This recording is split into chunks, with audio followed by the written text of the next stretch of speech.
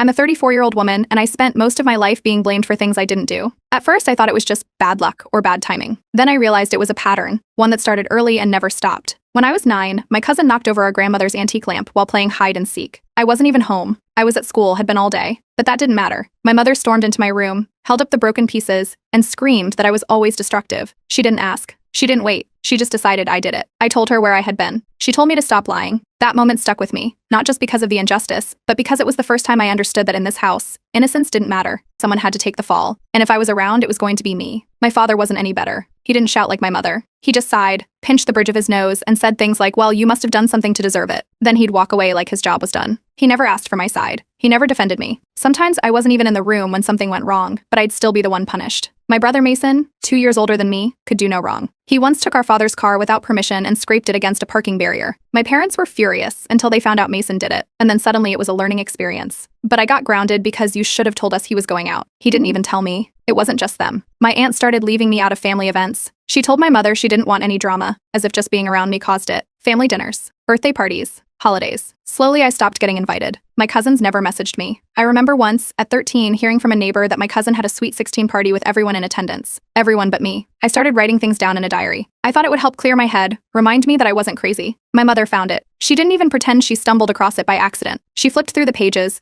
reading aloud all my thoughts, then accused me of twisting stories and trying to poison the family against her. She told my father I was a manipulative little liar. It got worse in high school. I got a part-time job stocking shelves at a bookstore. It wasn't glamorous, but it got me out of the house. I saved enough to buy my own clothes, my own phone. When I got a raise, they accused me of stealing money from my mother's purse. She'd been missing $20, and that was all it took. When I showed them my pay stub and explained how hours and overtime worked, my father just shook his head and said, "You're acting like a criminal. That's even worse than stealing." By the time I was 19, I'd had enough. I packed my things and left. I didn't make a dramatic exit. I didn't yell. I didn't slam doors. I just moved out and stopped answering their calls. I changed my number, started fresh in another city, got into research and never looked back. I never blocked them, but they didn't reach out either. Not until years later, but that comes later in the story. Even with no contact, they found ways to blame me. My cousin got married. I didn't get an invitation. When I asked someone why, they told me, "Well, your aunt said you make people uncomfortable." When my grandmother passed away, I wasn't told until the day after the funeral. Mason sent me a message saying, "We figured you wouldn't want to come." That was it. No apology. No explanation. Just an assumption, like always. I kept moving forward. Built a stable career. Rented my own apartment. Took night classes. Traveled a bit. Learned how to cook properly. Made new friends. And eventually, after years of wondering what was wrong with me, I realized something important. It wasn't me. It never was.